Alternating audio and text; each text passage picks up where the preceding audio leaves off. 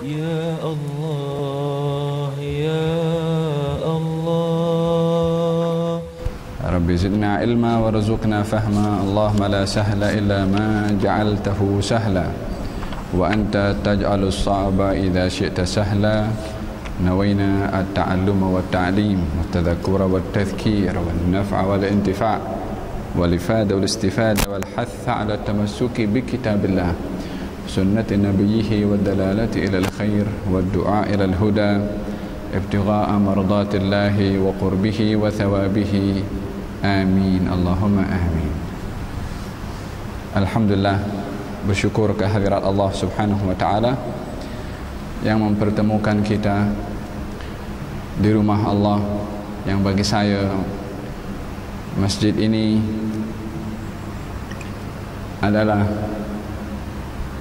kenangan manis saya semasa berada di Mahallah Ali dahulu, yang kerap untuk hadir di majlis-majlis ilmu di tempat ini, dan banyak daripada pensyarah-pensyarah universiti ini yang memberikan syarahan dan ceramah di masjid ini, yang saya sentiasa hadir.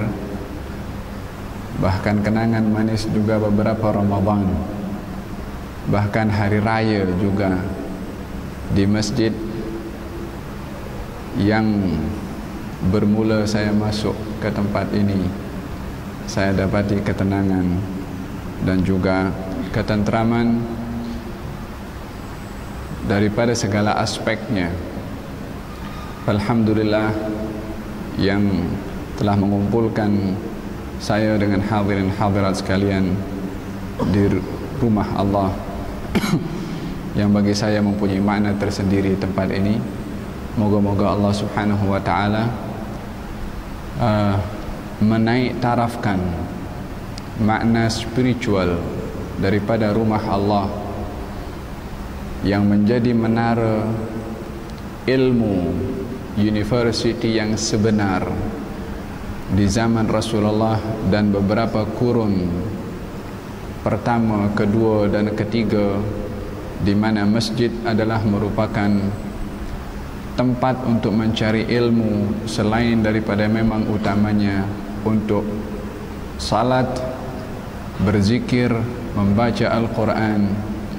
Terutama sekali juga adalah halaqah-halaqah ilmu yang mewarnai masjid-masjid di zaman dahulu, dan ianya adalah merupakan warisan Nabi Muhammad sallallahu alaihi wa ala alihi wa sahbihi wasallam, di mana Sayyidina Abu Hurairah satu hari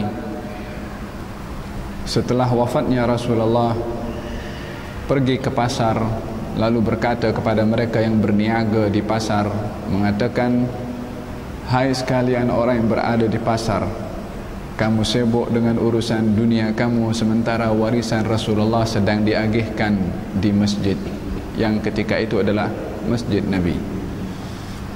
Maka semua orang yang berada di pasar sebahagian besarnya datang ke masjid ingin melihat tentang warisan yang sedang diagihkan daripada warisan Nabi Muhammad sallallahu alaihi wa ala alihi wasallam.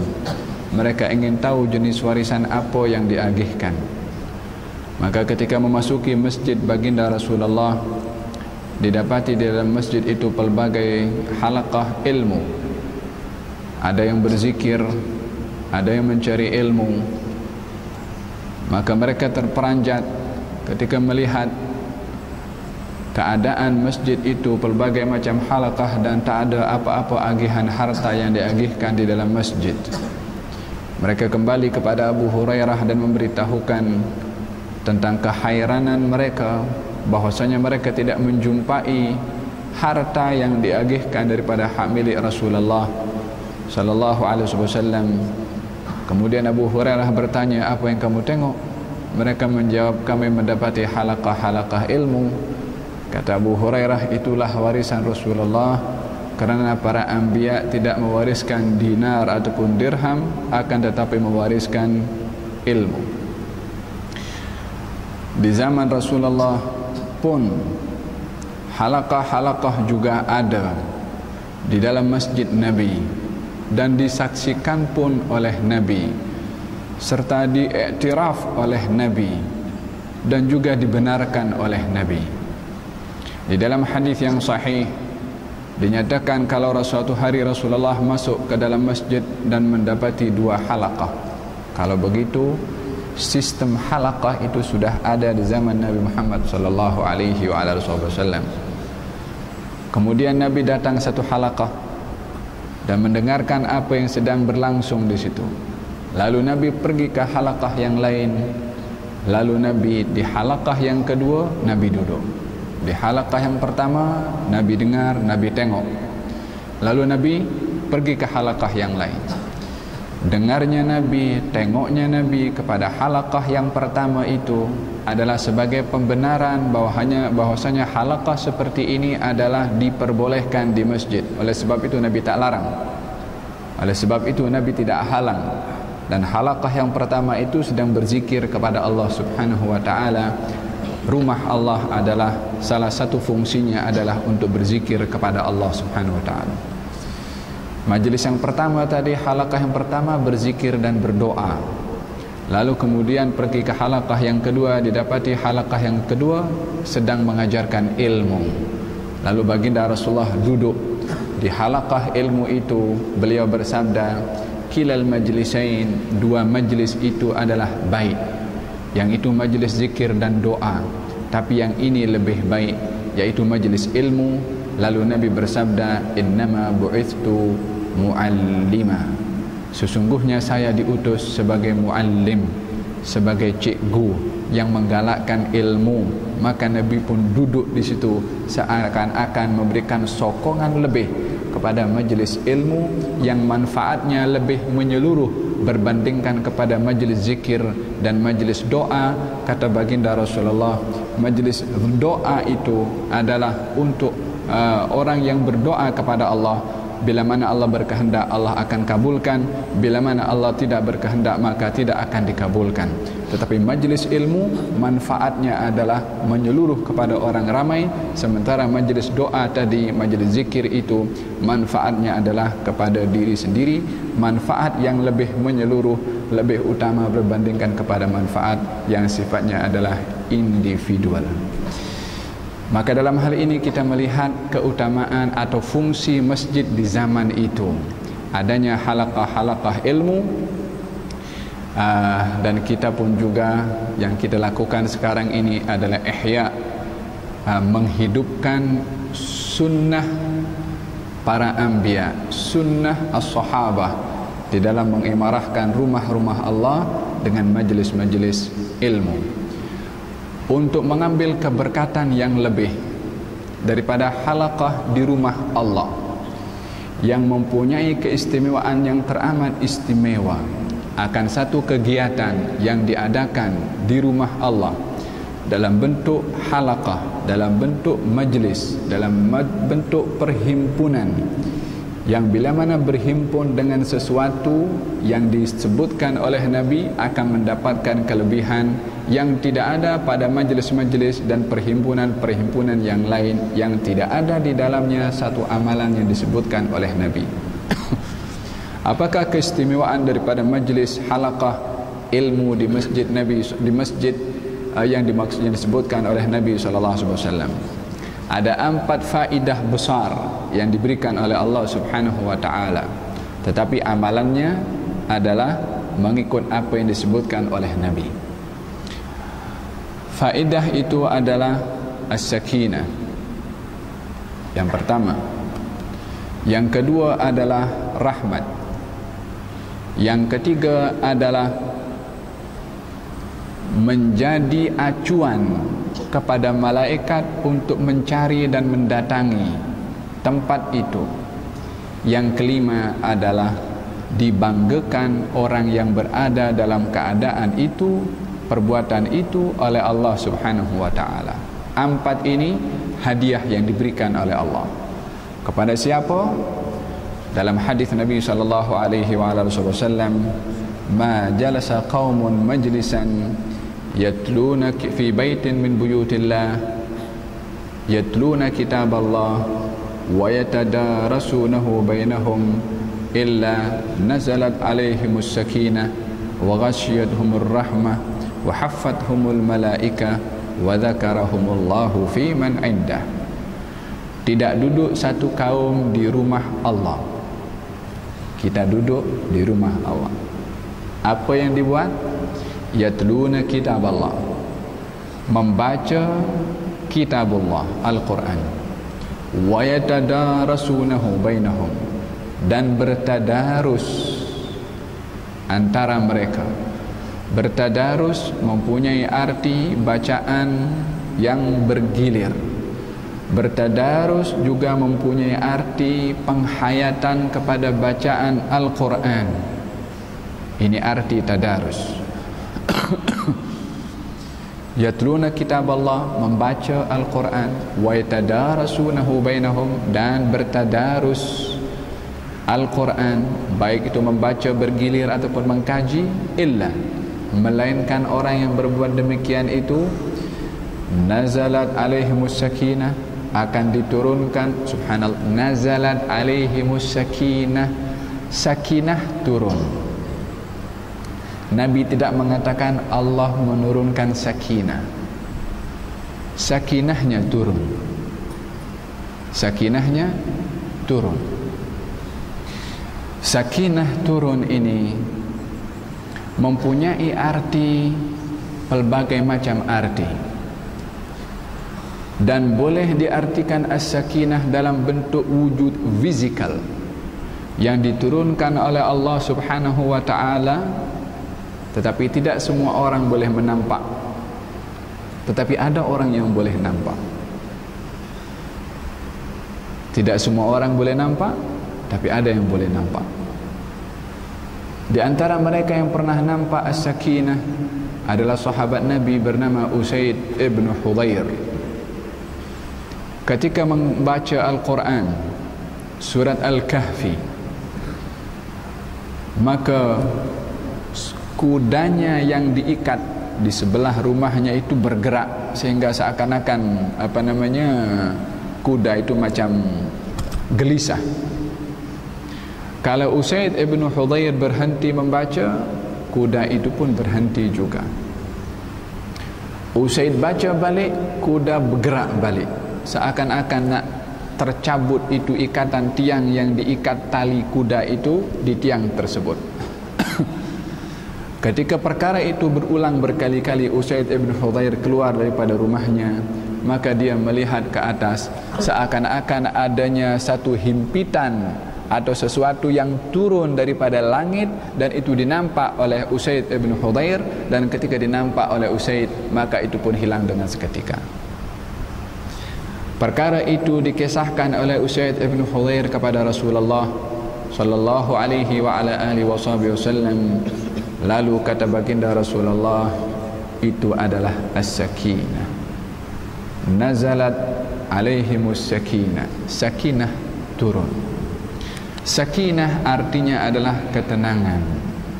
Allah Subhanahu wa ta'ala mengungkapkan lebih daripada sekali tentang sebutan as-sakinah dalam pelbagai keadaan.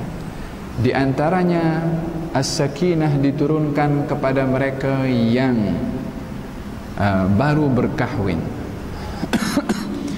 Wa min ayatihi, dan di antara tanda-tanda kebesaran Allah adalah menjadikan kamu berpasang-pasangan, litaskunu ilaiha, supaya kamu mendapatkan sakinah bersamanya, yakni bersama dengan pasangan. As-sakinah pernah diturunkan oleh Allah Subhanahu wa ta'ala dalam salah satu peperangan yang dihadiri oleh kaum muslimin, yang ketika itu berada dalam keadaan kacau bilau. Maka Allah Subhanahu wa ta'ala wa anzala sakinatahu, Allah menurunkan ketenangan kepada mereka kaum muslimin, dan kepada kaum muslimin yang sedang berada dalam keadaan genting. Allah Subhanahu wa ta'ala menurunkan as-sakinah kepada Sayyidina Abu Bakr as-Siddiq radhiyallahu anhu wa ardah, ketika berada di dalam gua bersama dengan Rasulullah, yang ketika itu Sayyidina Abu Bakar risau akan keselamatan Rasulullah ketika mereka kaum musyrikin menaiki gunung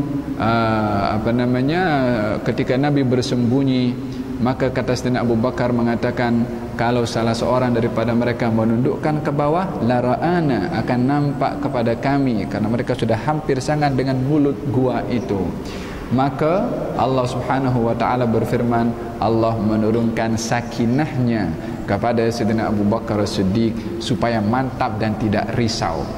As-sakinah diturunkan untuk menghilangkan kerisauan. As-sakinah diturunkan untuk memberikan kemantapan dan keteguhan di dalam hati dan jiwa, semangat spiritual yang diberikan oleh Allah kepada golongan yang diturunkan oleh Allah Subhanahu wa taala, as-sakinah.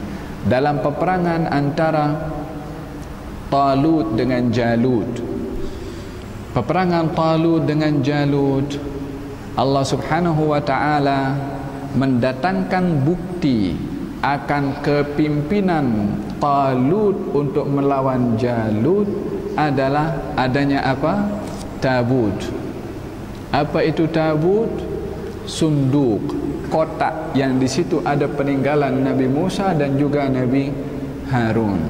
Qala inna ayata mulkihi an ya'tiyakumut tabutu fihi sakinatun min rabbikum. Gal tanda kerajaan dan kepimpinannya Talut adalah didatangkannya tabut, sunduk, kotak, yang di dalam kotak itu ada sakinah, yakni ada ketenangan. Yakni kotak itu ketika sampai ke tangannya Talut, kaum muslimin yang ketika itu daripada Bani Israel bersedia berperang untuk melawan kepada Jalut, semakin teguh kekuatan dan keyakinan mereka untuk menang melawan kepada Jalut. Sakinah, kemantapan, dan dia itu adalah merupakan salah satu tentera yang dihantarkan oleh Allah kepada pejuang-pejuang mujahidin fi sabilillah. Idzan sakinah dipergunakan pelbagai beberapa kali oleh Allah di dalam Al-Quranul Karim yang merupakan simbol ketenangan, ketentraman dan kemantapan serta keteguhan di dalam hati dan jiwa. Keteguhan dan ketentraman itu yang berupa sakinah diturunkan atau turun kepada orang yang duduk dalam majlis untuk membaca Al-Quran dan bertadarus. Nazalat alaihimus sakinah, sakinahnya turun. InsyaAllah moga-moga kita punya majlis ini adalah turunnya sakinah kepada hati dan jiwa kita, insyaAllah. Lalu yang kedua, ghasyiyatuhumur rahmah. Ghasyiyah, menyelimuti. Tahu selimut? Kita kalau pakai selimut tutup semua badan itu kan. Ghasyiyatuhumur rahmah, diselimuti, ditutupi oleh rahmat. Seakan-akan ghasyiyah itu yang menyelimuti atau menutupi hanya diturunkan kepada mereka yang berada di dalam masjid membaca Quran dan bertadarus. Hanya mereka yang dikelilingi rahmat. Seakan-akan selimut itu hanya menutupi seorang sahaja, bila mana selimut itu hanya untuk seorang sahaja. Demikian dikhaskannya rahmat yang khusus oleh Allah kepada mereka yang berada di rumah Allah membaca Quran dan bertadarus Al-Quran. As-sakinah dengan rahmah, dua perkara yang berbeza. Kerana kalau rahmat adalah sakinah, sakinah adalah rahmah, maka tidak perlu diulang oleh Allah Subhanahu wa taala, akan tapi dua perkara yang berbeza. Sakinah, satu tentera Allah. Ar-rahmah, pemberian yang lebih dari Allah Subhanahu wa taala. Ini dua perkara yang penting dan besar diberikan oleh Allah kepada mereka yang berada di rumah Allah bertadarus dan membaca Al-Quranul Karim. Yang ketiga adalah wahaffathumul malaikah, dikelilingi oleh malaikat. Seakan-akan dipagari oleh malaikat mereka yang duduk di rumah Allah membaca Quran, bertadarus Al-Quranul Karim. Haffathumul malaikah, dikelilingi oleh malaikat. Sampai digambarkan bentuk keliling. Yang keliling itu adalah umpama kawasan sebesar mana majlis itu diadakan, sebesar itu juga malaikat akan mengelilingi, hanya terbatas di mana diadakan itu majlis. Dalam pelbagai riwayat dinyatakan bahwasanya malaikat akan mengelilingi majlis itu, menumpuk satu level, dua, tiga, sampai kepada langit yang ke dunia, hanya mengelilingi kawasan tersebut, yaitu kawasan yang di dalamnya diadakan majlis ilmu atau bacaan Quran dan juga bertadarus Al-Quranul Karim. Demikian dalam sabda Rasulullah sallallahu alaihi wa ala alihi wa sahbihi wasallam, inna lillahi malaikatan sayyarina fil ard. Allah mempunyai malaikat yang tugasnya berputar di atas muka bumi ini. Untuk apa berputar di atas muka bumi ini? Mencari majlis-majlis ilmu. Kalau jumpa, mereka calling, panggil kepada yang lain, halummu ila buyatikum, jum kita datang pergi ke tempat yang kita duk cari sekarang ini. Maka mereka akan datang dan juga menghampiri kepada majlis tersebut. Apa yang dilakukan dalam majlis itu disaksikan oleh malaikat. Doa yang didoakan diaminkan juga oleh malaikat. Maka yang mendapat untung dalam majlis tersebut adalah kita manusia, karena malaikat adalah makhluk yang tidak pernah bermaksiat kepada Allah. Doa kita diaminkan oleh makhluk yang tidak pernah bermaksiat. Moga-moga Allah Subhanahu wa taala mengabulkan kita punya doa, agar supaya Allah dah memberikan kepada kita tambahan ilmu, as-sakinah dan juga ar-rahmah, dan pemberian yang hebat lagi, yang itu adalah khas dari Allah Subhanahu wa taala, adalah wa dzakarahumullahu fi man indah.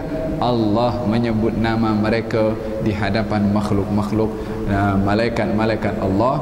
Allah membanggakan, fulan bin fulan datang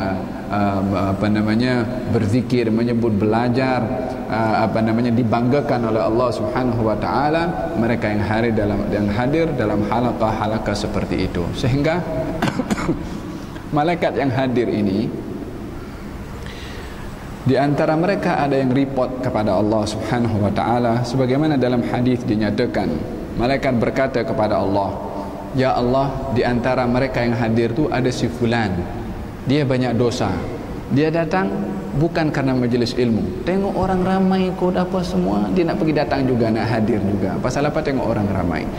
Datangnya bukan karena majlis ilmu. Adakah dia juga diampunkan oleh engkau, diberi sakinah oleh engkau, diberi rahmat oleh engkau? Yani adakah orang yang datang majlis-majlis itu yang bukan dengan niat datang untuk majlis juga engkau beri, wahai Allah? Kata Allah Subhanahu wa taala dalam haditsul qudsi, humul qaumul ladzi la yashqa bihim jalisuhum. Mereka itu adalah golongan orang-orang yang tidak celaka ketika duduk bersama dengan orang-orang yang tidak celaka. Artinya dia pun dapat juga pemberian karena duduk dengan orang-orang yang dapat, dia pun dapat juga. Demikian fadilah besar dari majlis-majlis seumpama ini. Moga-moga Allah Subhanahu wa taala anugerahkan kepada kita as-sakinah, memberikan kepada kita ar-rahmah, diaminkan doa kita dihadiri oleh malaikat, dan juga dibanggakan kita semua oleh Allah Subhanahu wa taala. Oleh kerana 4 keistimewaan yang cukup istimewa dalam majlis yang di dalamnya ada Al-Quran, maka kita ingin memulakan majlis kita dengan bacaan Al-Quran Al-Karim dan sertakan surat Al-A'raf untuk menjadi kajian kita bersama di masa dan kelas-kelas yang akan datang insya-Allah. A'udzu billahi minasyaitonir rajim. Bismillahirrahmanirrahim. Alif lam mim sad. Kitabun unzila ilaika fala yakun fi sadrika harajun minhu litunzira bihi wa dhikra lil mu'minin. Ittabi'u ma unzila ilaikum min rabbikum wa la tattabi'u min dunihi awliya qalilan ma tadhakkarun. Wa kam min qaryatin ahlaknaha faja'aha ba'suna bayatan aw hum qailun فما كان دعواهم إذ جاءهم بأسنا إلا أن قالوا إنا كنا ظالمين فلنسألن الذين أرسل إليهم ولنسألن المرسلين فلنقصن عليهم بعلم وما كنا غائبين.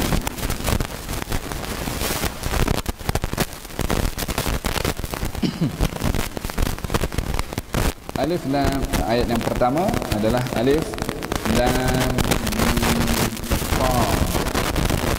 Ini adalah kitab yang diturunkan kepadamu, maka janganlah ada kesempitan di dalam dadamu mengenainya, supaya kamu memberi peringatan dengan kitab itu kepada orang kafir dan menjadi pelajaran bagi orang yang beriman. Ikutilah apa yang diturunkan kepadamu dari Tuhanmu, dan janganlah kamu mengikuti pemimpin-pemimpin selainnya, yakni selain Allah. Amat sedikitlah kamu mengambil pelajaran daripadanya.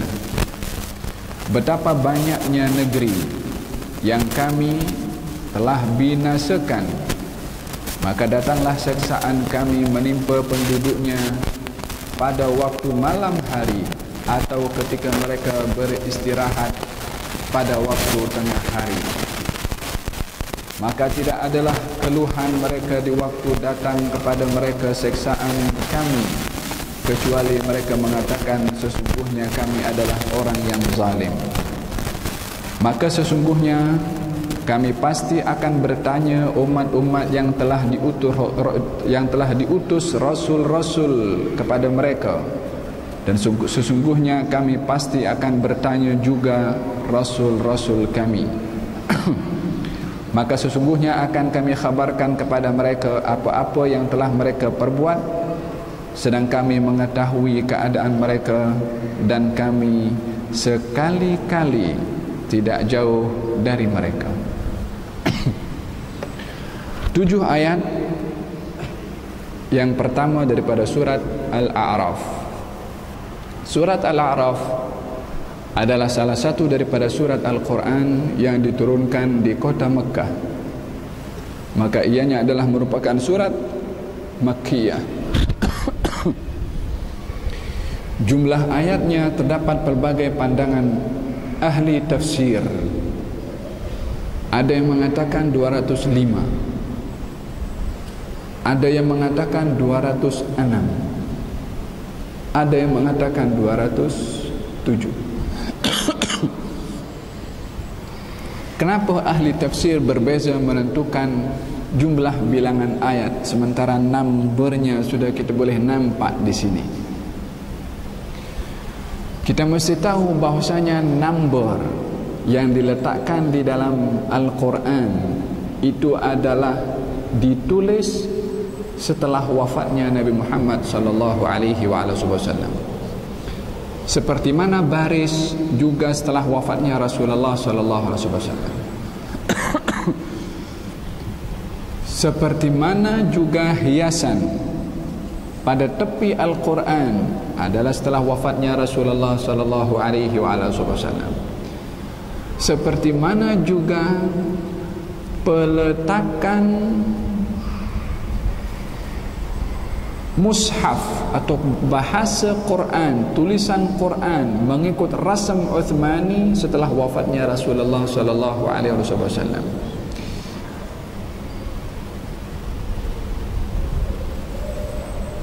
Dan pelbagai khat penulisan Al-Quran adalah setelah wafatnya Rasulullah sallallahu alaihi wasallam, dan juga penyusunan surat setelah wafatnya Rasulullah sallallahu alaihi wasallam.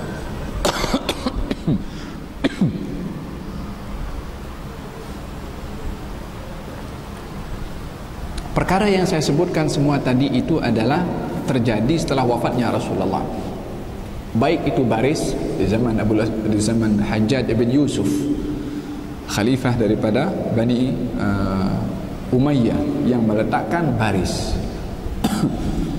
Demikian juga number dan hiasan, semuanya adalah setelah wafatnya Rasulullah, termasuk peletakan surat itu sendiri setelah wafatnya Rasulullah sallallahu alaihi wasallam.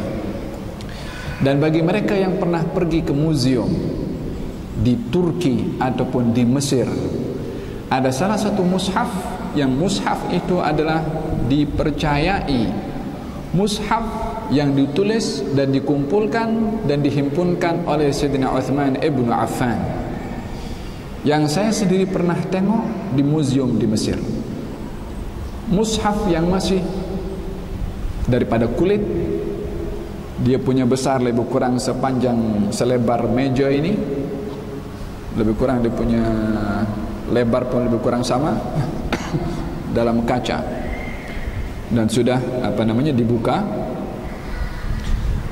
Saya berusaha untuk membaca surat itu, tak boleh nak cam. Walaupun kalau tengok daripada dia punya lembaran itu, karena memang di awal mesti surat Al-Baqarah, tapi nak baca, nak cam ayat itu apa, susah nak cam disebabkan baris tak ada, titik pun tak ada. Macam mana nak bezakan qaf dengan fa? Terkadang nak bentukkan ghain dengan ain, ba dengan ta, atau dengan tha dengan ya. Kaf tulisannya pun unik juga. Rasam yang ada sekarang ini jauh memudahkan kepada kita untuk mampu membacanya.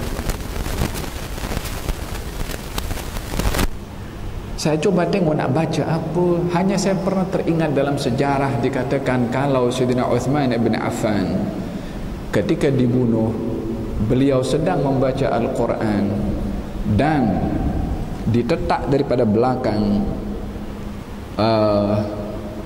kepalanya menitiskan darah, dan darah itu jatuh ke mushaf yang sedang dibacanya, tepat kepada firman Allah Subhanahu wa taala, fasayakfikahumullah.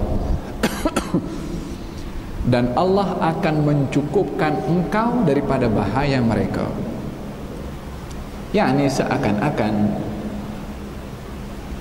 darah yang jatuh kepada ayat itu memberikan isyarat kalau si pembunuh itu akan dihukum oleh Allah Subhanahu wa taala karena membunuh kepada Uthman ibn Affan.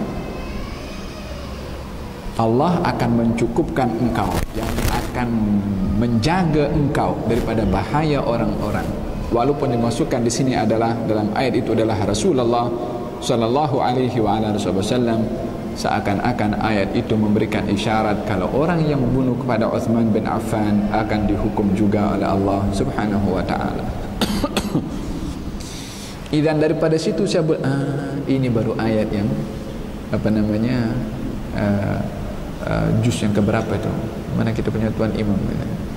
Lebih kurang hampir juz yang kedua. Fasayakfikahumullah. Fasyahid adalah itu Quran yang saya tengok, baris tak ada, titik tak ada, bentuk tulisannya pun susah untuk kita nak faham. Dan perubahan demi perubahan di dalam Al-Quran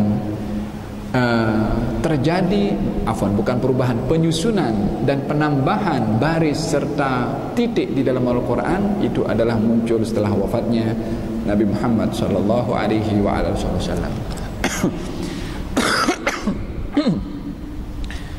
Kembali kepada ayat yang saya bahaskan ini, antara 205, 6 atau 7 adalah bukan adanya pengurangan pada ayat bagi mereka yang mengatakan 207 dengan yang mengatakan 205 berarti kurang 2 ayat. Tak, bukan kurang 2 ayat. Ayatnya sama semua, daripada surat Al-A'raf alif lam mim sad sampai akhirnya sama semua suratnya. Ayatnya yang berbeza peletakan number ayat itu. Ada yang ayatnya itu panjang dijadikan satu ayat, maka ini akan mengurangkan jumlah bilangan ayat daripada 207 ke 205. Ada yang menjadikan ayat yang panjang dijadikan 2 ayat, maka dengan demikian akan bertambah daripada 205 kepada 206 atau 207. Jadi perbezaannya antara 205, 6 atau 7 bukan kurangnya ayat, tapi perbezaan di dalam meletakkan number pada ayat. Jadi ayatnya tetap sama, tapi hanya peletakan numbernya yang berbeza. Seperti dalam Al-Quranul Karim surat Al-Fatihah dikatakan 7 ayat, ya kan? 7 ayat. Imam Syafi'i mengatakan 7 ayat karena siratal ladzina an'amta 'alaihim ghairil maghdubi 'alaihim waladdallin 1 ayat, dan bismillahirrahmanirrahim dikira 1 ayat, maka semuanya adalah 7 ayat. Bagi madhab al-Imam Malik alaihi ridwanullah, surat Al-Fatihah juga 7 ayat tapi tak termasuk bismillahirrahmanirrahim. Macam mana 7 ayat sementara bismillah tak dimasukkan? Ayat yang terakhir siratal ladzina an'amta 'alaihim 1 ayat, ghairil maghdubi 'alaihim waladdallin 1 ayat, maka juga lengkap menjadi 7 ayat. Ayatnya dalam yang terakhir itu bagi Imam Malik dibagi 2 ayat, jadi tetap menjadi 7. Dalam mazhab Imam Syafi'i 1 ayat tapi bismillah dikira, juga tetap jumlahnya 7 ayat. Idzan dalam surat-surat di dalam Al-Quran, ahlu tafsir bila mana berbeza jumlah bilangan ayat, dan ini bukan hanya dalam surat A'raf sahaja, dalam surat-surat yang lain adalah bukan menunjukkan kurangnya ayat, tidak, tetapi perbezaan di dalam meletakkan number ayat.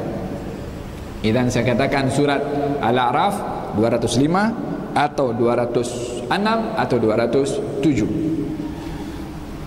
Kitabun alif lam mim sad. Alif lam mim sad. Apa makna alif lam mim sad? Ramai ahlu tafsir memberikan penafsiran arti kepada alif lam mim sad. Mereka mengatakan hanya Allah yang tahu. Walaupun ada daripada kalangan para sahabat, khususnya Sayyidina Abdullah ibn Abbas, yang memberikan penafsiran-penafsiran tentang huruf-huruf ini. Di antara penafsiran Sayyidina Abdullah ibn Abbas, alif lam mim sad artinya adalah anallahu afdal, sayalah Allah yang paling mulia. Dalam penafsiran yang lain, alif lam mim sad artinya adalah al-musawwir, salah satu nama Allah subhanahu wa ta'ala yang maha membentuk. Itu pemahaman ahlu tafsir kepada apa yang terilhami di dalam hatinya untuk memahami huruf-huruf potongan-potongan ini. Adakah boleh menafsirkan huruf-huruf seperti itu dengan apa yang dikatakan oleh mereka? Sebagai karena mereka adalah golongan para as-sahabah dan golongan yang hidup di kurun yang pertama, maka tentunya mereka menafsirkan penafsiran-penafsiran seperti itu dengan dasar ilmu yang ada pada mereka. Maka kita kalau nak berpegang dengan penafsiran mereka tidak menjadi masalah, walaupun ramai juga daripada kalangan mereka para as-sahabah lebih cenderung untuk menafsirkan bahwasanya huruf-huruf potongan seperti itu hanya Allah subhanahu wa ta'ala sahaja yang tahu. Tujuannya adalah untuk memberikan cabaran kepada para penyair di zaman Rasulullah yang mereka itu menghebohkan dan menganggap mulia serta agung atau hebat kepada indahnya kata-kata, maka dicabar kata-kata yang indah itu sebagaimana mereka membanggakan adab dan sastra. Dicabar sastra mereka dengan sastra Allah subhanahu wa ta'ala dengan mendatangkan perkara yang unik yang mereka tidak pernah dengar sebelumnya. Mereka tidak pernah mendengar potongan-potongan ayat seperti alif lam mim atau alif lam ra, kaf ha ya ain sad. Tujuannya adalah ingin menarik perhatian mereka. Mereka yang awalnya kalau tak nak dengar tentang keindahan ayat-ayat Al-Quran, bila mana diseru dengan satu kenyataan yang mereka tak pernah dengar sebelumnya, mereka akan meletakkan fokus untuk mendengar apa yang akan disampaikan. Talfid dalam istilah bahasa Arab, yakni untuk menarik perhatian mereka. Maka hikmah adanya huruf-huruf seperti ini adalah untuk mencabar kepada para penyair-penyair Arab untuk mendatangkan sama seperti Al-Quran Al-Karim. Dan juga datangnya huruf-huruf potongan seperti ini untuk memberitahukan bahwasanya Al-Quran itu didapat mesti melalui pendengaran, yakni mesti dengar daripada orang lain. Tidak boleh seseorang untuk membaca Al-Quran tanpa sebelumnya mendengar daripada orang lain yang memperdengarkan kepada telinganya. Kalau tidak, maka dia akan salah membaca sementara dia tak sedar kalau salah. Macam mana contohnya? Apa beza tulisan tanpa berbaris alif lam mim dengan alam? Sama-sama tak ada barisnya. Alif lam mim dengan alam nashrah laka sadrak, alam tara kaifa fa'ala rabbuka bi ashabil fil. Alam. Kenapa di dalam alam tara dibacanya alam, bukan dibaca alif lam mim tara kaifa fa'ala rabbuka bi ashabil fil? Kenapa pula dalam surat Al-Baqarah alif lam mim dzalikal kitabu, kenapa tidak dibaca alam dzalikal kitabu? Sebab alif lam mim yang ada di dalam surat Al-Baqarah diturunkan oleh Allah kepada Jibril, melalui Jibril kepada Rasulullah, bacaannya alif lam mim. Alam tara dengan alam nashrah dibaca alam, Allah menurunkannya kepada Rasulullah melalui Jibril, bacaannya alam. Yang dibaca oleh Nabi itu apa yang Nabi dengar dari Allah Subhanahu wa taala, dan kita membacanya alif lam mim dengan alif lam mim serta alam dengan alam sebab Nabi membaca demikian yang didengar daripada Jibril yang disampaikan oleh Allah. Ini yang membezakan bahwasanya Al-Quran bila mana ingin dibaca mesti melalui pendengaran, mesti melalui kita dengar sebelumnya. Zaman kita sekarang mungkin lagi lebih canggih dengan MP3-nya, dengan macam-macam kemudahan yang ada sekarang. Idzan dalam hal ini keistimewaan yang masih kekal ada kepada ilmu yang diwarisi oleh umat Islam hingga hari ini yang tak ada pada yang lain adalah ilmu Al-Quran, yaitu melalui as-sama', melalui pendengaran. Orang yang baca itu, yang belajar khususnya qiraat, macam mana nak membaca Al-Quran mengikut qiraat yang lain. Wadduhi umpamanya, wal laili idza saja ma wadda'aka rabbuka wa ma qala wa qala irkabu fiha bismillahi majraha, bukan dibaca majraha. Dalam Quran yang ada dengan kita bacanya majraha. Memang ada bacaan majraha, tapi yang ada dalam Quran yang kita guna pakai dekat Asia ini adalah bacaannya majraha. Makanya ada tanda di situ imalah itu kan, majraha. Macam mana kita boleh nak baca majrah walaupun barisnya ra itu fathah, baris atas? Kalau baris atas bacanya sepatutnya majra, nak baris bawah majri, tapi bukan baris bawah pun. Macam mana nak dibaca majri? Sebab pendengaran orang yang mendengar daripada Rasulullah bacaannya majri.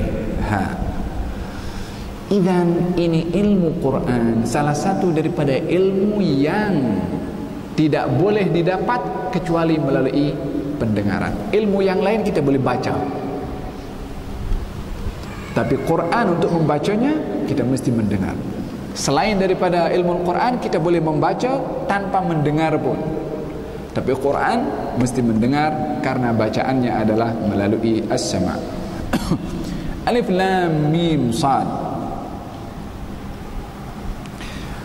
Ahli tafsir selalu mengatakannya adalah al-asma' yadullu 'ala al-musammayat. Nama yang menunjukkan kepada yang diberi nama. Yani alif namanya, kalau ada papan tulis senang sikit nak tulis.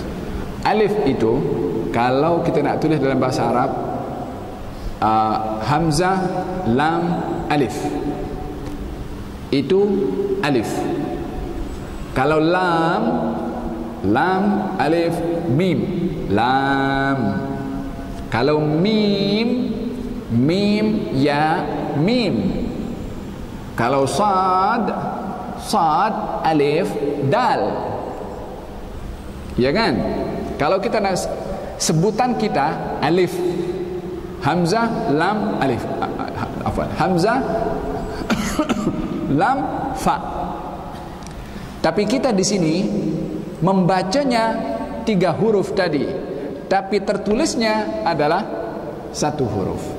Jadi ini nama kepada huruf alif, lam nama kepada huruf lam, mim nama kepada huruf mim, sad nama kepada huruf sad. Itu namanya al-asma' alal musammayat atau al-ism alal musamma.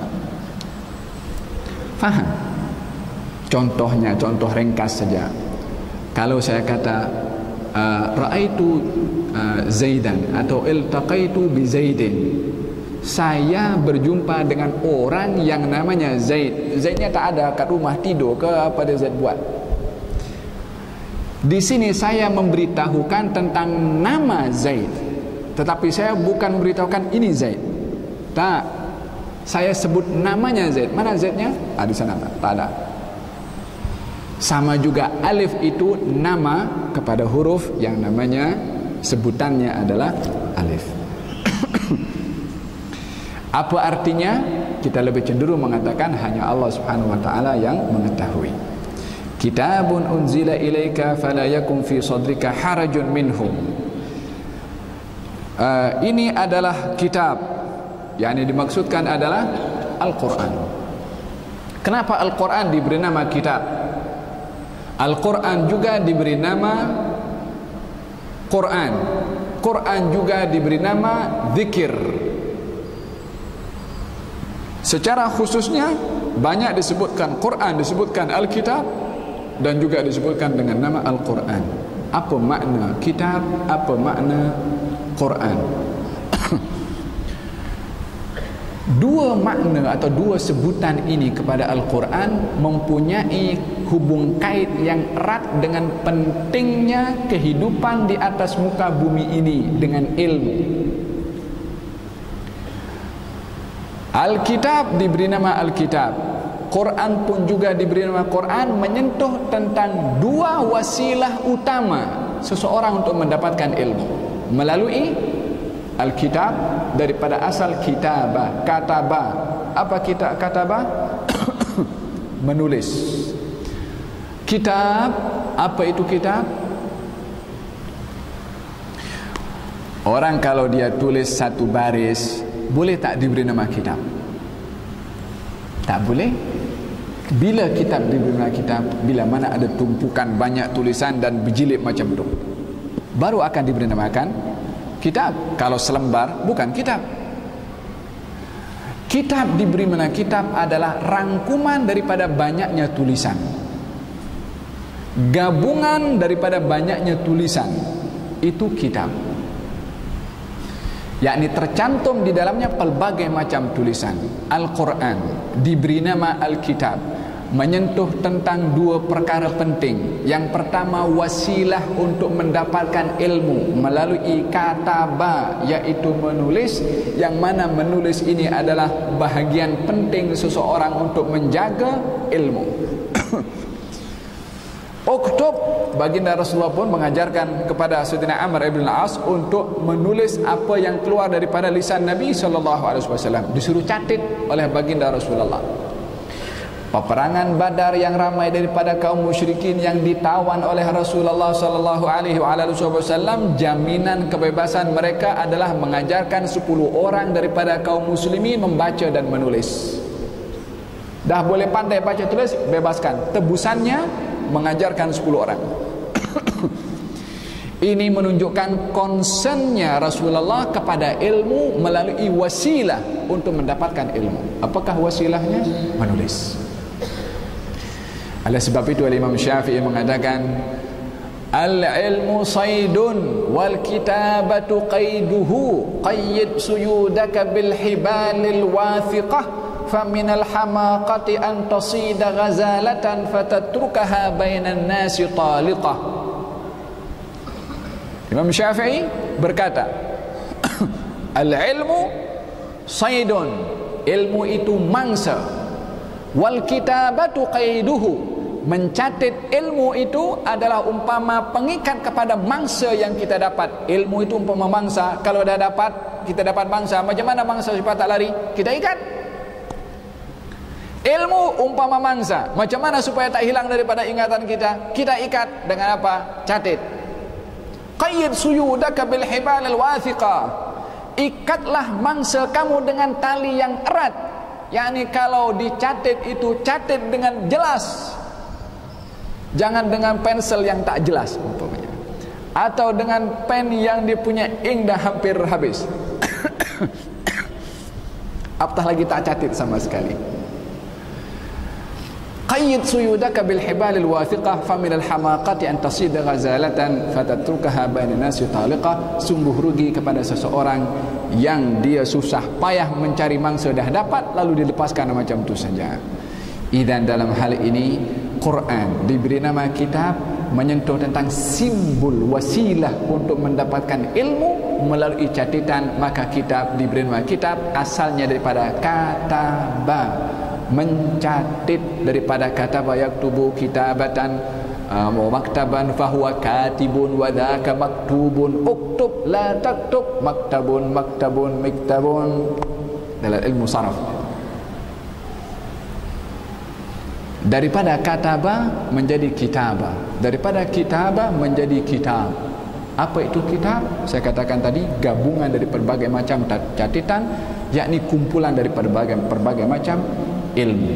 Oleh karena Al-Quran itu adalah rangkuman gabungan pelbagai macam jenis rahasia ilmu yang diletakkan oleh Allah dalam Al-Quran, maka ianya juga diberi nama Al-Kitab. Selain menyentuh tentang wasilah nak dapat ilmu, menyentuh tentang isi kandungan Quran itu adalah gabungan daripada berbagai macam ilmu. Ini kitab Quran. Kenapa Quran diberi nama Quran? Quran diberi nama Quran dengan dua sebab. Quran daripada kata Al-Qur'u atau Al-Qar'u, artinya kumpulan. Yang kedua daripada kata qara'a, membaca. Antara gabungan dan membaca mempunyai ikatan yang erat. Kalau Al-Quran diasalkan artinya daripada kata qara'a, adalah wasilah juga untuk mendapatkan ilmu adalah melalui bacaan. Tadi tulisan. Yang kedua bacaan. Terkadang orang boleh menulis tanpa membaca melalui pendengaran. Terkadang orang membaca tanpa menulis, dia bukunya ada di hadapan itu dibaca. Idan dua wasilah utama untuk mendapatkan ilmu, membaca dan juga menulis. Dan kita tahu ayat pertama turun kepada Rasulullah adalah Iqra, baca. Oleh karena itu baginda Rasulullah SAW menggalakkan kepada para sahabat untuk belajar membaca, pada yang sama belajar untuk menulis. Adapun Al-Qar'u atau himpunan sama juga dengan kitab tadi. Kitab artinya himpunan, Quran juga artinya adalah himpunan, karena di dalam Quran terhimpun pelbagai macam jenis ilmu. Dan daripada dua ini saya sentuh, banyak lagi nama-nama Al-Quran, tetapi menyentuh tentang dua wasilah utama untuk kita mendapatkan ilmu melalui nama atau pemberian nama dari Allah kepada Al-Quran, yaitu Al-Kitab kataba, Al-Quran daripada kata qara'a. Kitabun unzila ilaika, kitab yang diturunkan kepadamu. Kalau diturunkan maknanya daripada atas ke bawah. Al-Quran turun dengan dua kali proses.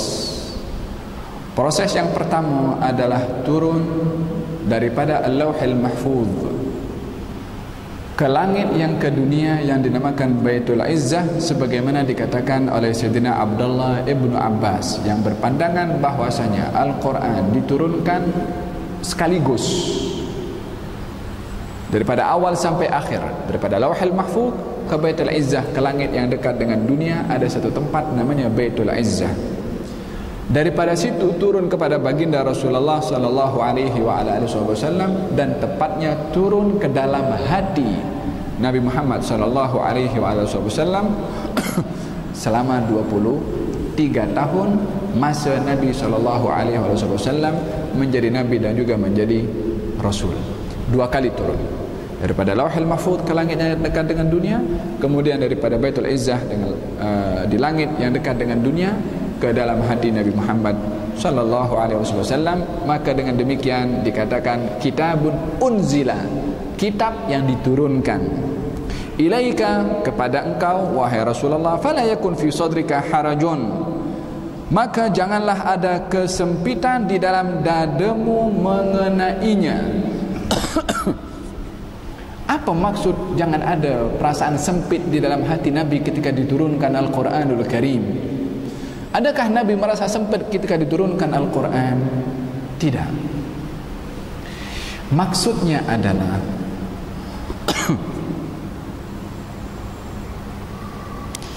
Al-Quran ini mempunyai kedudukan yang berat nilainya, oleh kerana beratnya kandungan, sehingga beratnya kandungan dan nilai pada ayat Al-Quran menyebabkan beratnya orang yang memikul kepada Al-Quran itu, yaitu Nabi Muhammad sallallahu alaihi wasallam.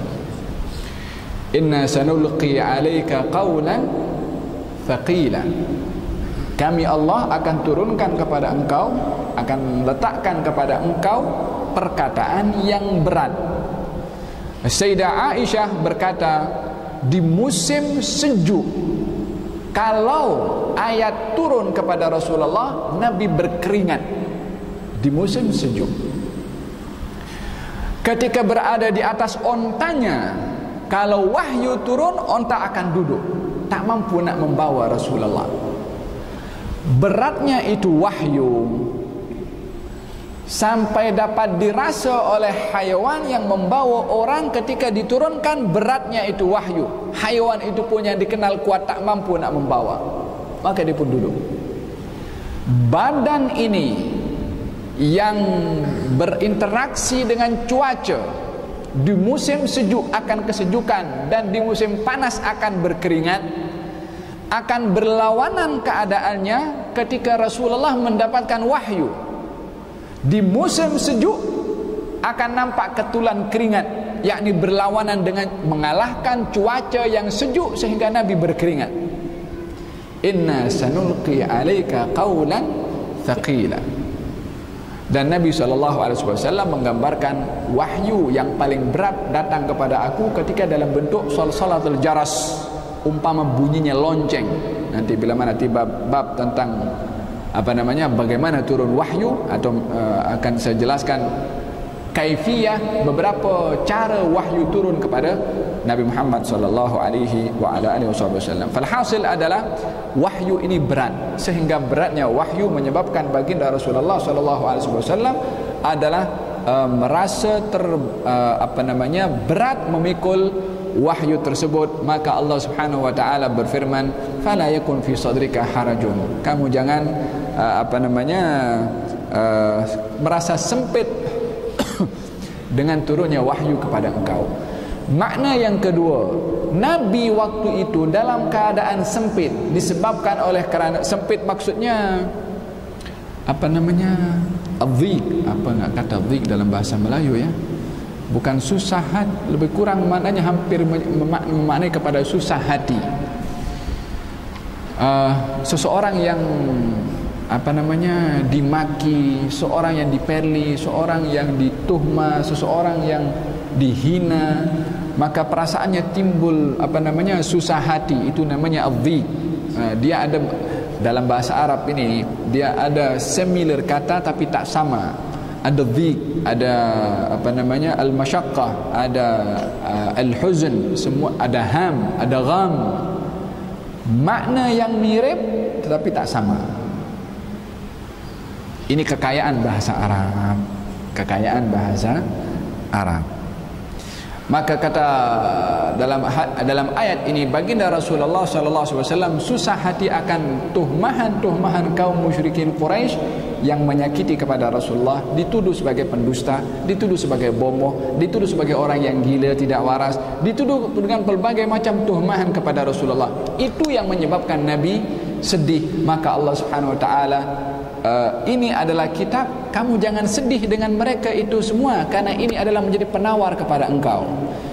yakni Allah ingin memberitahukan bahwasanya penawar kepada penyakit kesusahan di dalam hati, kesempitan di dalam hati dan jiwa adalah obatnya adalah Al-Quranul Karim.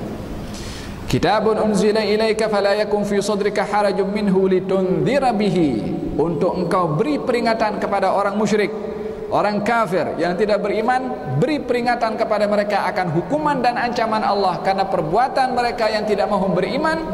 Wa dzikra lil mu'minin, dan juga dzikra, subhanallah, bagi kaum musyrikin, litundhira, peringatan, bagi kaum mukminin dzikra. Apa dzikra itu? Dzikra lebih mencenderung kepada peringatan yang baik, tapi indhar peringatan kepada hukuman. Kalau dzikra peringatan kepada perkara yang baik, yang positif, yang mendatangkan kebahagiaan. Bagi orang yang beriman Allah sebutkan indhar, litundhiru bihi, untuk engkau beri peringatan akan hukuman kepada orang-orang musyrik. Bagi orang beriman, wa dzikra, peringatan untuk memberikan kabar gembira kepada mereka yang beriman. Dibezakan oleh Allah Subhanahu wa taala kedudukan Al-Quran. Bagi kaum musyrikin indhar, bagi kaum muslimin adalah at-tadhkirah, fadzakkir fa inna dzikra tanfa'ul mu'minin. Fadzakkir, beri peringatan. Lalu fa inna dzikra, sesungguhnya di dalam memberi peringatan itu tanfa'ul mu'minin, bagi orang yang beriman akan mengambil manfaat daripada peringatan yang baik disampaikan. Ini adalah dua peringatan yang berbeza bagi orang kafir dan juga bagi orang-orang yang beriman. Allah, saya nak bahas 7 ayat, tapi sekarang dah pukul 10 suku. Saya diminta untuk berhenti dalam 10.30 kan. Kita mau baca kitab fiqh lagi sekarang kan? Ada 1 jam lagi dengan saya di sini.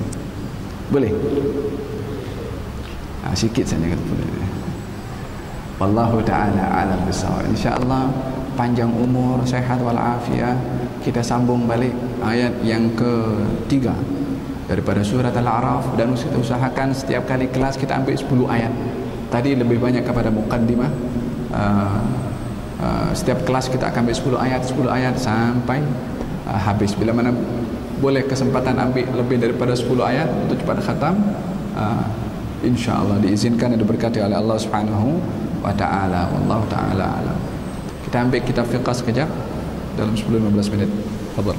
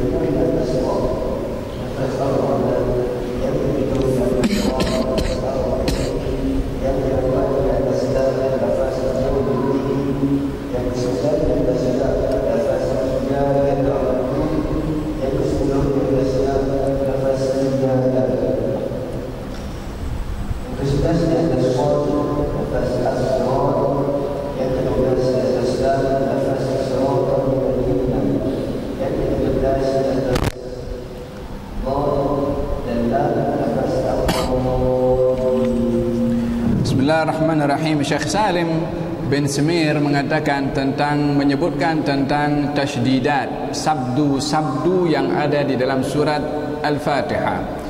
Diletakkan bab khusus sabdu, tashdid di dalam Al-Fatihah disebabkan oleh kerana surat itu menjadi penentu kepada sahnya salat seseorang Karena salah satu rukun di dalam salat adalah membaca surat Al-Fatihah. La salata, tidak sah salat seseorang bagi mereka yang tidak membaca Ummul Kitab, yaitu surat Al-Fatihah, kata baginda Rasulullah sallallahu alaihi wasallam. Oleh kerana surat Al-Fatihah merupakan rukun di dalam salat, maka hendaklah seseorang mengetahui secara keseluruhan termasuk cara bacaan surat Al-Fatihah. Tidak boleh gugur, bukan satu ayat, bukan satu kalimat, bahkan satu huruf tak boleh gugur. Oleh sebab itu diletakkan bab khas dalam kitab fiqh ini, namanya tasydidatu Al-Fatihah, sabdu atau tasydid dalam surat Al-Fatihah. Ada 14. Yang pertama adalah di atas lafaz Allah, Bismillah, maka seseorang tidak boleh membaca Bismillah. Ar-Rahman, Ar-Rahim, di atas dua ra tadi. Alhamdulillah Rabbil Alamin, mesti dibaca dengan betul Rabb, bukan dibaca Rabbil Alamin. Ar-Rahman bukan dibaca Ar-Rahmanir Rahim. Tak ada macam getaran pada huruf yang bersabdu. Tak adanya getaran menyebabkan satu huruf gugur.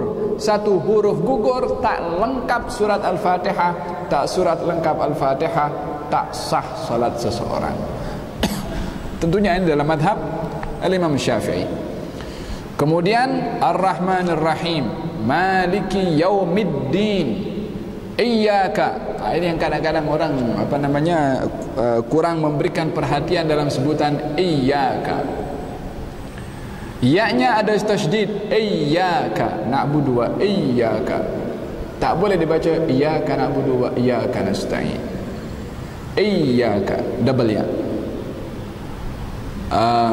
Surat ihdinas siratal mustaqim, tidak dibaca ihdina siratal mustaqim. Ihdinas siratal mustaqim, siratal ladzina an'amta alaihim ghairil maghdubi alaihim waladdallin. Di atas dad, di atas lam, waladdallin.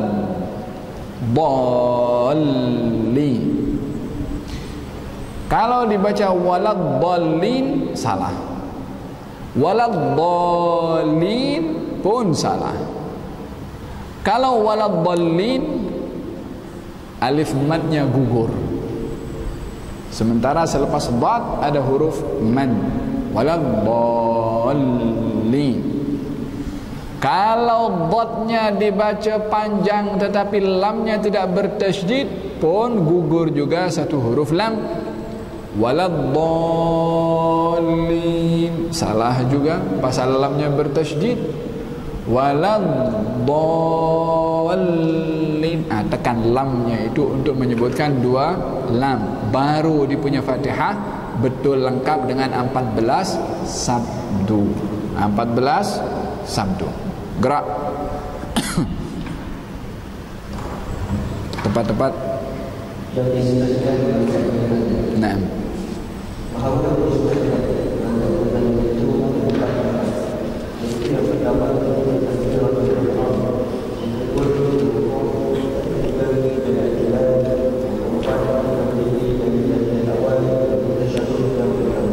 Naam.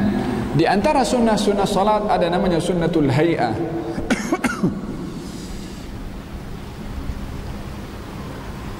Dan di antaranya adalah mengenai mengangkat tangan di dalam salat.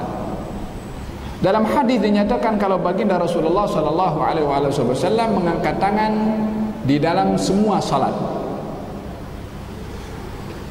Maka bukan diartikan bahwasanya di setiap gerakan Nabi SAW mengangkat tangannya, termasuk ketika bangkit daripada sujud ataupun ketika hendak sujud daripada duduk yang kedua. Disebabkan hadis yang menceritakan kalau Nabi setiap gerakannya itu mengangkat tangan, hadis itu ditakhsis, ditaqyid. Ditakhsis artinya dibatasi, dalam gerakan mengangkat tangannya pada 4 gerakan, tapi bukan kepada seluruh gerakan. Bagaimana kalau seseorang mengangkat tangan di setiap gerakan?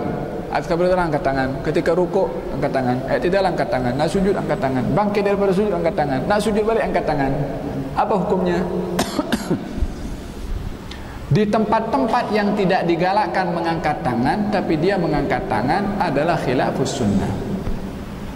Khilafus sunnah artinya dia melakukan perkara yang tidak disunnahkan di dalam salat. Ini tidak membatalkan kepada salat, tetapi makruh untuk dilakukan, kerana perkara yang tidak disunnahkan di dalam salat tidak boleh untuk dilakukan. Faham tu? Lalu apakah 4 tempat itu ketika mengangkat tangan? Yang pertama adalah takbiratul ihram. Sunnahnya mengangkat tangan, bukan sunnahnya takbiratul ihramnya. Takbiratul ihramnya adalah wajib. Takbiratul ihramnya rukun, angkat tangannya yang sunnah.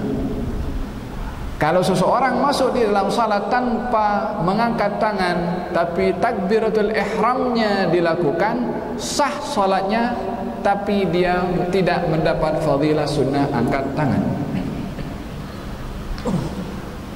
Dan semua takbir yang ada di dalam salat itu hukumnya sunnah, kecuali takbiratul ihram, hukumnya adalah rukun. Oleh kerana demikian, arti salat itu adalah aqwalun wa af'alun muftatahatun bit takbir wa muhtatamatun bit taslim.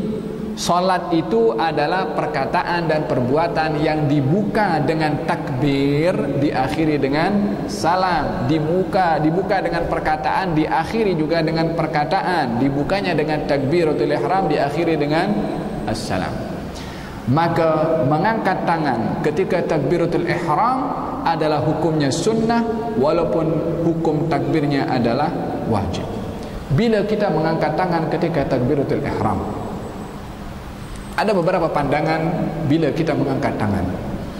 Pandangan yang banyak dipakai oleh ulama-ulama mazhab Imam Syafi'i, angkat tangan bermulaan dengan sebutan takbir dan berakhir takbir dengan berakhirnya angkat tangan, berakhirnya tangan itu diletakkan. Bila kita takbir, kita angkat daripada bawah. Bila akhir kita letakkan tangan, ketika tangan berada di bawah dada, di atas pusar. Daripada bermula angkat, kita bermula takbir. Allahu Akbar. Allah, hamzah pada Allah ketika disebut bermula dengan kita angkat tangan. Bersamaan antara sebutan Allah dengan kita angkat tangan. Berakhirnya bar pada huruf ra, berakhirnya tangan kita letakkan di atas pusar, di bawah dada, antara pusar dan dada. Ini kaifiyah yang banyak diambil oleh ahli fiqh. Walaupun ada yang mengatakan juga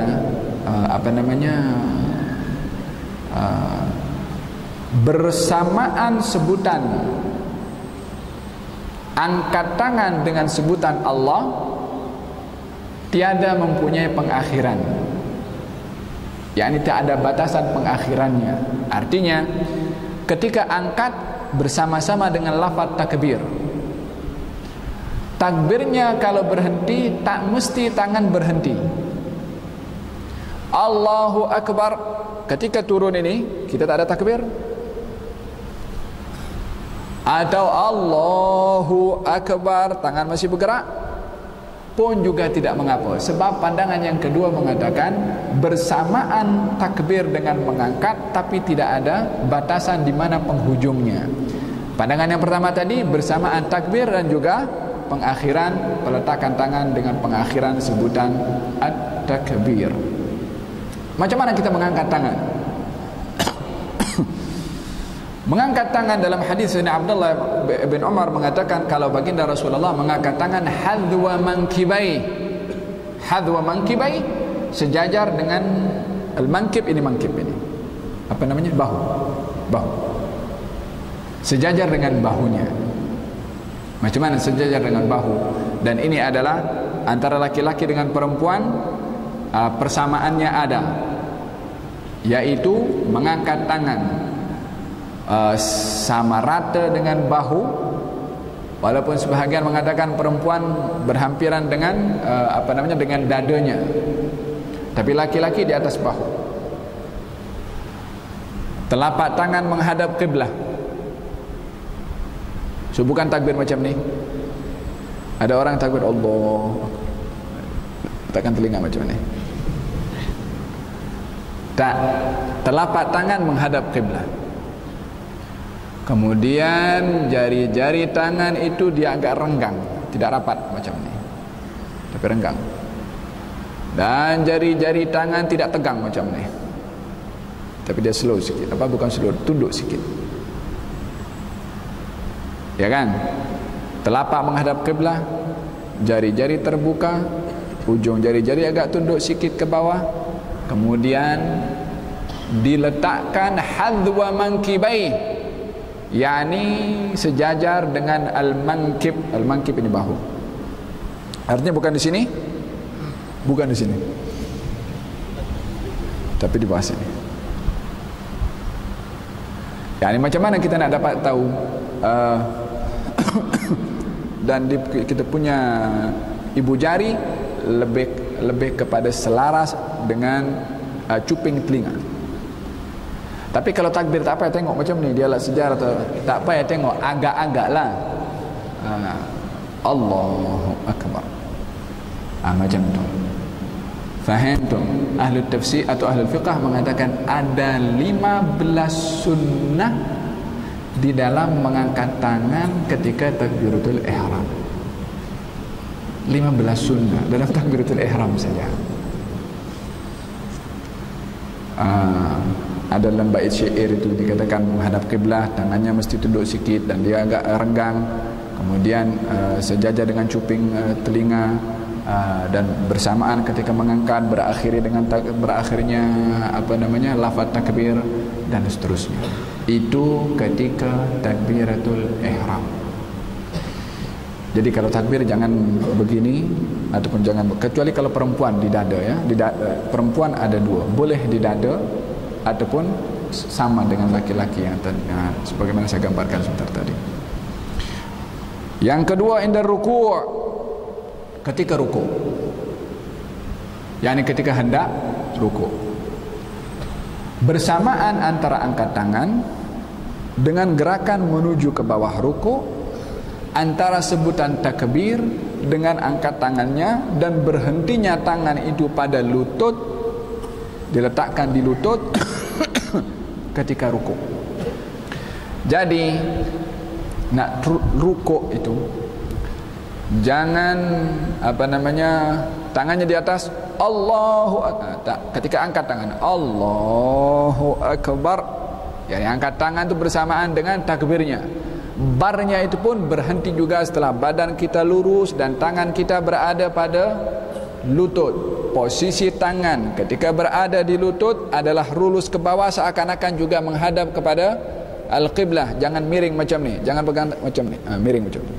Tak, macam ni ke bawah, seakan-akan menghadap kepada al-qiblah. Dan lutut ini kena tegakkan, jangan membengkok macam ni. Kadang-kadang orang rukuk, dia punya lutut ikut rukuk juga. Tak, lututnya kan mesti tegak, tapi kena mesti rata, macam dia punya lurus badan dengan leher. Jadi kepala bukan tunduk ke bawah macam ni, macam nak tengok belakang. Tak, posisi antara badan dengan leher lurus. Pandangan mata imma tengok kepada tempat sujud atau tengok kepada kita punya kaki, tapi tidak mendongak macam tu ke depan, dan juga tidak menunduk sehingga boleh tengok belakang. Tak, lurus. Faham dong? Yang ketiga, ketika i'tidal, bersamaan juga bangkit dengan angkatnya tangan. Sami Allahu liman hamidah. Dah turun bawah, yakni bersamaan antara lafaz dengan gerakan. Berakhirnya lafaz, berakhirnya gerakan. Faham tu? Yang ketiga, ketika itu. Yang keempat adalah ketika bangkit daripada tahiyat yang pertama. Macam mana bangkit daripada tahiyat yang pertama? Adakah kita dapat tahiyat Allahumma salli ala Muhammad wa ala ali Muhammad, nak bangkit kita angkat tangan? Tak. Angkat tangannya ketika bangkit daripada tahiyat awal adalah ketika kita menghampiri kepada satu posisi aqallir ruku'. Aqal ar-ruku'. Apa itu aqallir ruku'? Keadaan minimum yang menghampirkan kita kepada ruku' tapi belum ruku' sempurna. Macam mana ruku' sempurna? Ruku' sempurna yang tadilah, yang sama rata. Macam mana aqallir ruku'? Yang minimum seorang akan dikatakan ruku' bila mana badannya tunduk lebih hampir kepada posisi ruku' berbandingkan kepada berdiri tegak. Itu aqallir ruku'. Keadaan kondisi seseorang minimum yang dianggap sah rukuknya. Pada kondisi itu kita angkat tangan. Allahu Akbar. Macam tu. Faham dong?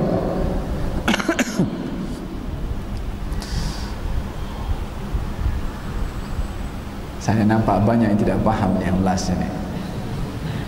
Aqal ruku' maksudnya keadaan kondisi seseorang itu minimum akan dianggap sah rukuknya. Kalau kita berdiri, macam mana rukuk itu dianggap sah?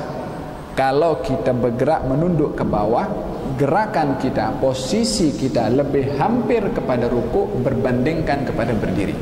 Kalau rukuk sikit je, tak.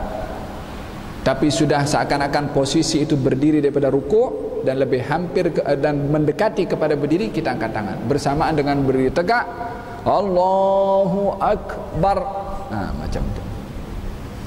4 keadaan ini kita disunahkan untuk angkat tangan. Selain daripada 4 ini tidak sunnah mengangkat tangan. Kalau dilakukan pun juga maka itu khilafus sunnah atau dikatakan makruh, yakni walaupun tidak batal salatnya bila mana melakukan takbiratul ihram, melakukan takbir di tempat-tempat yang tidak disunnahkan untuk melakukan untuk mengangkat tangan ketika takbir. Wallahu taala a'lam. Ada yang mau tanya? Ada soalan? Pukul 11. Berbanyak kah? Okey, gerak. Mohon maaf lewat kali ini.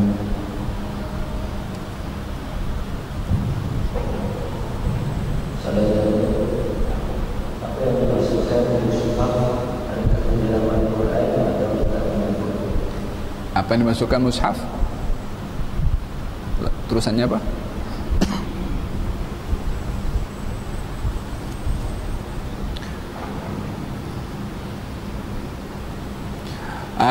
Naam, secara sebutan bahasa mushaf boleh diidentifikasikan dengan Quran, tetapi itu bukan istilah Quran. Sebutan Quran adalah mushaf, tidak. Tetapi dalam bahasa kita mushaf itu identik dengan Al-Quranul Karim, tetapi bukan pemberian nama dari Allah. Quran diberi nama mushaf, tapi yang ada sebutan nama dari Allah adalah zikir, kemudian Al-Quran, Al-Kitab, diartikan juga hablullah, rahmat. Ada bahagian daripada nama-nama itu yang disebahkan kepada Al-Quran Al-Karim. Apakah itu mushaf? Mushaf adalah Al-Quran juga. Berat.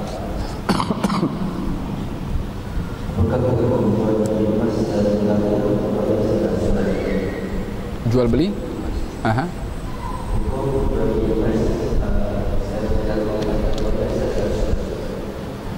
Dia akan terkait dengan jual beli emas dengan apa.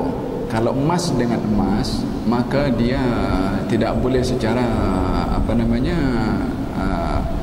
ansuran. Dia mesti cash, tangan dengan tangan macam tu. Itu akan menjadi riba. Yadan biyadin naqdan, dan juga dilakukan di majlis itu. Tapi pembelian emas dengan selain daripada emas juga, maka dengan ansuran sama juga dengan pembelian barangan yang lain secara beransuran. Allahu a'lam. Habis.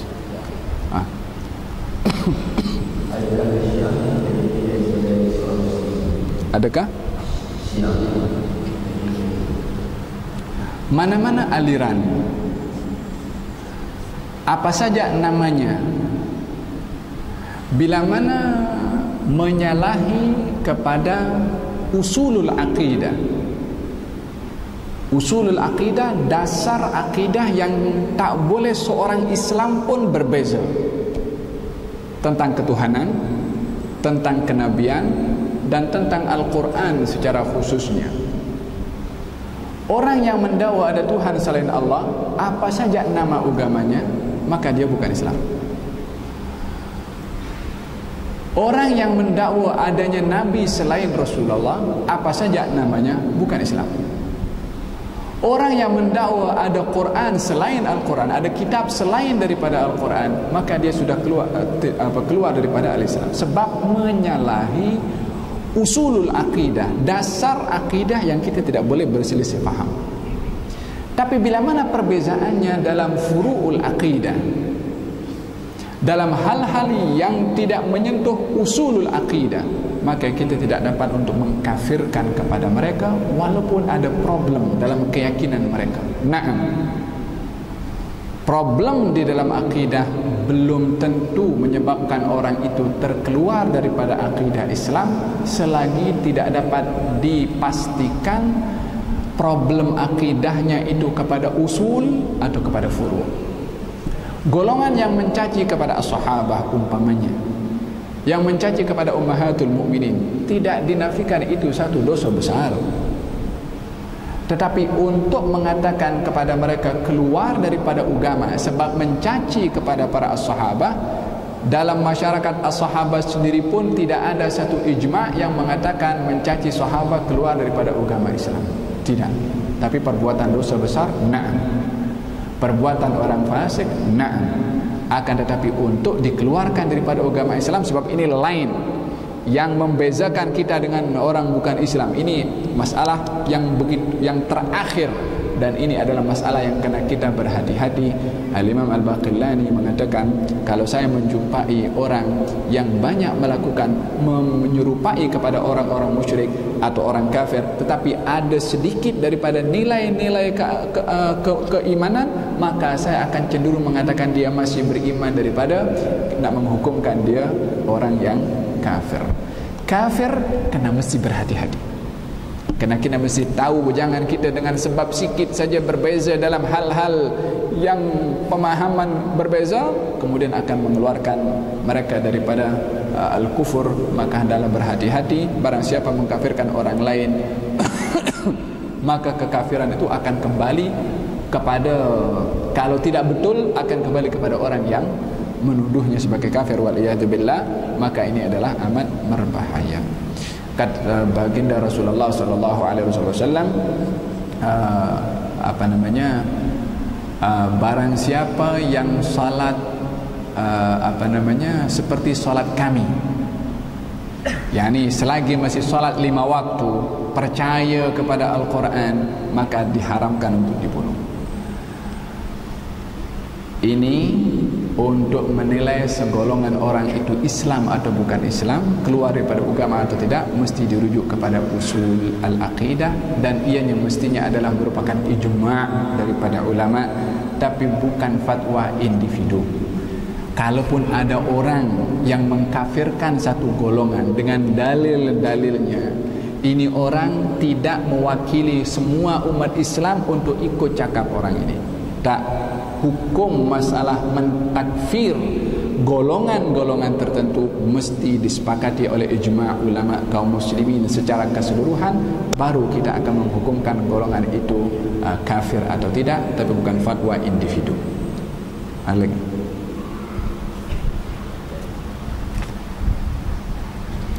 Makmum yang lewat. Makmum yang lewat. Makmum rukuk dan kebetulan imam juga naik, adakah dikira sempat rakaat dengan imam? Kalau makmum tidak mendapatkan tumakninah dengan imam, maka rukuknya makmum tak dikira. mesti dapat tumakninah dalam rukuk, bukan dapat rukuk saja. Dapat tumakninah. Apa tumakninah? Masa sesaat yang sederhana dengan kadar subhanallah bersama dengan imam ketika rukuk, maka dia dapat rukuk dengan imam. Tapi kalau makmumnya pergi rukuk, imam pergi bangkit, dia tak dapat tumakninah. Walaupun dia rukuk, dia kena tambah lagi 1 rakaat setelah salamnya al-imam. Sebab apa? Tak dapat tumakninah dalam rukuk bersama dengan al-imam. Allahumma hdina bihudak wa jalna min syahri fi ridak wa la tuwallina waliyan siwak. Allahumma faqihna fid din wa 'allimna at-ta'wil. Allahumma inna na'udzubika min ilmin la yanfa', min qalbin la yakhsha', min nafsin la tashba', wa min da'watin la yustajabu laha. Rabbana atina fid dunya hasanah fil akhirati hasanah wa qina adzaban nar. Sallallahu alaihi wasallam Muhammadin wa ala alihi wasallam walhamdulillahi rabbil alamin.